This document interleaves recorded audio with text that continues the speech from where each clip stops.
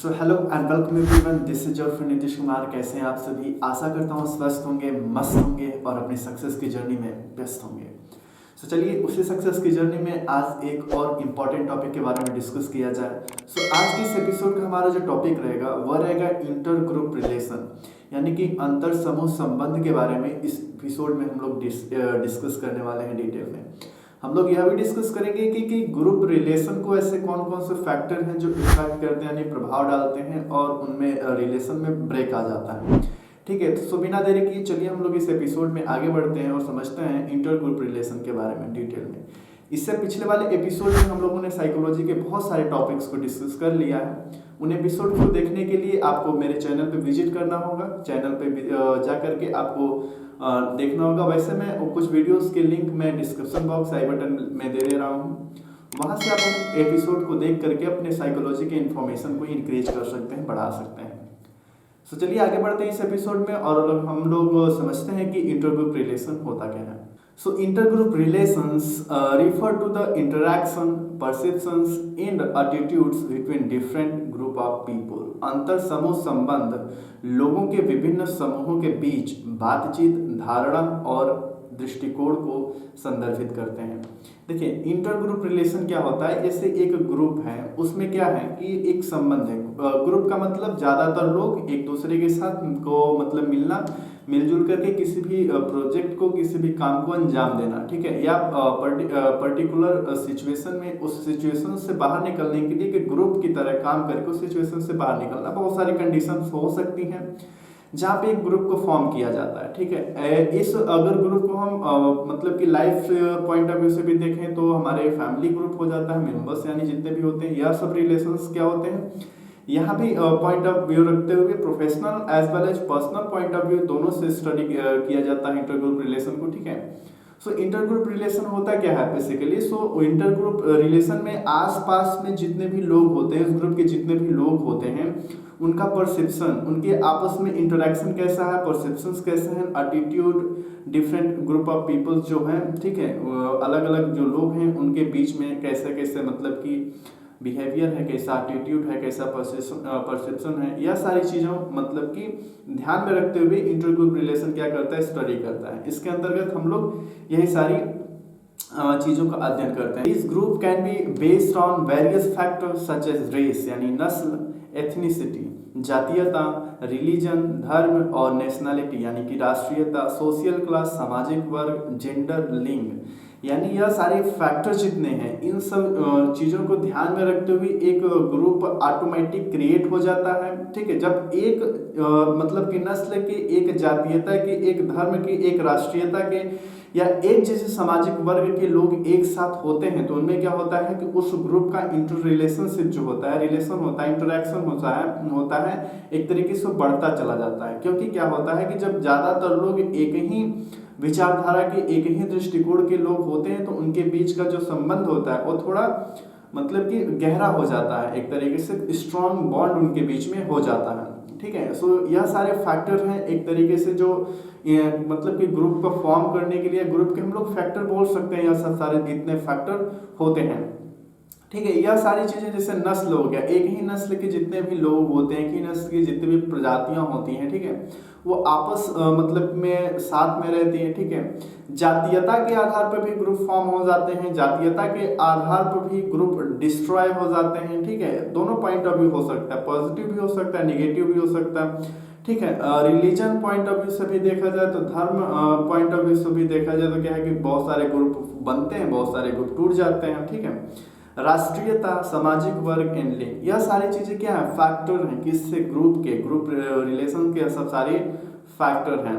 इनके अलावा बहुत सारे ऐसे फैक्टर और हैं जो कि ग्रुप को फॉर्म होने में या ग्रुप को डिस्ट्रॉय होने में दोनों में भूमिका निभाते हैं। ठीक है, तो यह सब सारी चीजें अलग अलग सिचुएशन में, अलग अलग प्लेस पे मतलब डिपेंड करती हैं कि वहाँ का कल्चर क्या है। So any other distinguish characteristic, कोई अन्य विशिष्ट विशेषताएं भी इस ग्रुप फॉर्मेशन में या ग्रुप डिस्ट्रॉयशन में मतलब कि क्या होती है, भूमिका निभाती है। Dynamics of inter group relations are complex and can involve, अंतर समूह संबंधों की गतिशीलता जटिल है और इसमें बहुत कुछ शामिल हो सकता है। जैसे मान लीजिए एक ग्रुप है, और उस ग्रुप में इंटर ग्रुप जो रिलेशन है, एक तरीके से जो बॉन्डिंग है वो जटिल हो सकती है। और ये जो बॉन्डिंग होती है बहुत सारी चीज़ों के ऊपर डिपेंड करती है, बहुत सारे फैक्टर के ऊपर डिपेंड करती है।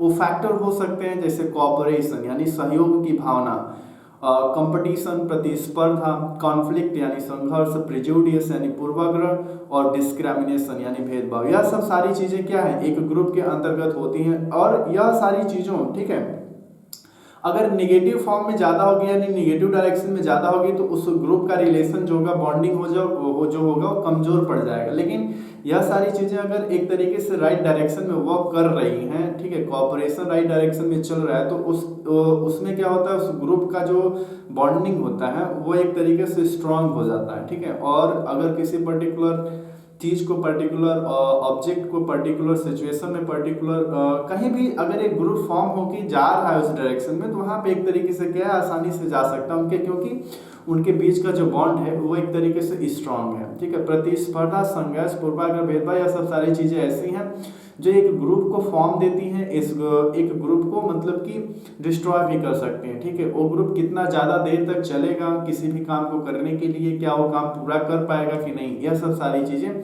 मतलब होती है इंटर ग्रुप रिलेशन के अंतर्गत। और एक इंटर ग्रुप रिलेशन के बारे में यह भी बात कही जाती है कि देखिए, ग्रुप उन्हीं लोगों के बीच में बनता है जिनकी विचारधाराएं एक समान होती हैं, जिनका एटीट्यूड लगभग एक समान होता है, जिनका बिहेवियर एक समान होता है, जिनकी विचारधाराएं लगभग एक दूसरे से मेल खाती रहती हैं। तो एक तरीके से क्या है, अगर हम कॉलेज लाइफ को याद करते हैं, ठीक है, आप भी अपने स्कूल में देखे होंगे कि आप लोग उन्हीं के साथ फ्रेंडशिप करते हैं, उन्हीं लोगों के साथ रहना पसंद करते हैं, उन्हीं लोगों के साथ बातचीत या उन्हीं लोगों के साथ इंटरेक्ट होना पसंद करते हैं जिनकी विचारधाराएं लगभग आपसे कुछ न कुछ मेल खाती हैं, ठीक है।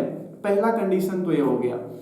आप उन लोगों के ग्रुप में जाना चाहेंगे जिसमें कॉपरेशन की भावना ज़्यादा है, सहयोग की भावना ज़्यादा है, ठीक है, वहाँ जाना चाहेंगे। तो यह सारी चीज़ें क्या है, एक ग्रुप का फैक्टर बोल सकते हैं, या एक तरीके से उनमें बहुत सारी विशेषताएं हो सकती हैं एक ग्रुप को मतलब कि आगे बढ़ाने के लिए, और ग्रुप में कैसा रिलेशन चल रहा है। जैसे एक एग्जाम्पल के साथ समझते हैं एक ग्रुप की अहमियत क्या होती है, एक ग्रुप के अंतर्गत मतलब कि स्ट्रांगनेस यानी मजबूती की ज़रूरत कितना होती है, इसके बारे में थोड़ा सा डिस्कस कर लेते हैं।